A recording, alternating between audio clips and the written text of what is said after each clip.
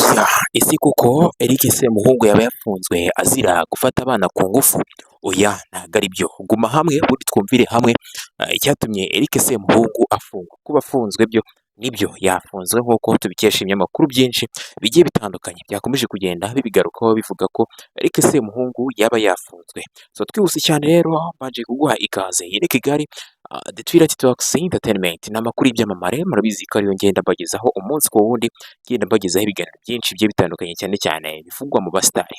Eric Semuhungu rero ubu ngubu afungiye kuri sitasiyo ya polisi hariya i Gikondo, ubwo ari kuzira kuba yafashe agatama kenshi ndetse agatwara imodoka. Ibyo ngibyo ahanini nibyo ari kugenda azira, dore ko ari gushinjwa ko yari yafashe inzoga zirenze urugero ndetse agatwara imodoka, dore ko yafunzwe ku mugoroba wo kuri iki cyumweru, ubwo iki cyumweru cyari kirimo kugenda kirangira avuye mu bitaramo bye. Ngira ngo murabizi ko uyu Eric Semuhungu ari umwe mu ba hosta hano mu Rwanda dufite mu tubari tumwe na tumwe tugiye dutandukanye, bakunda kumwifashisha kugira ngo abashe kuba yayobora ibirori byabo ndetse nabo bakamuha agafaranga ko kubaho.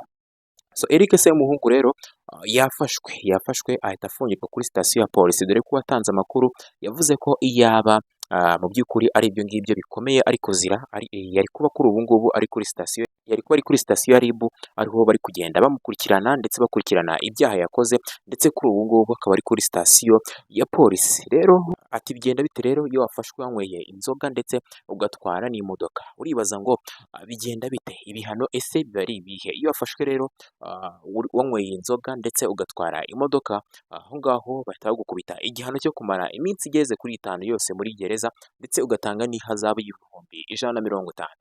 Rero waba wagonze umukindo, aho ngaho ucibwa ihazabu ingana na miliyoni 1. Uko nguko niko ibihano bimeze by'umuntu wafashwe yanyweye agatama cyangwa se yahaze agatama ndetse akaba anatwaye imodoka. Rero nyuma y'uko uyu Eric Semuhungu wanyu bamufashe, bahise bagiye kumufunga, ndetse ibyagiye bikwirakwizwa yuko yaba yafunzwe azira kuba yafata abana ku ngufu nk'ibyaha n'ubundi yakoreye muri Leta Zunze Ubumwe za Amerika, bigatuma bamwirukana igitaraganya akisanga hano i Kigali. Kuri ubu ngubu rero ntabwo ari byo yasubiriye.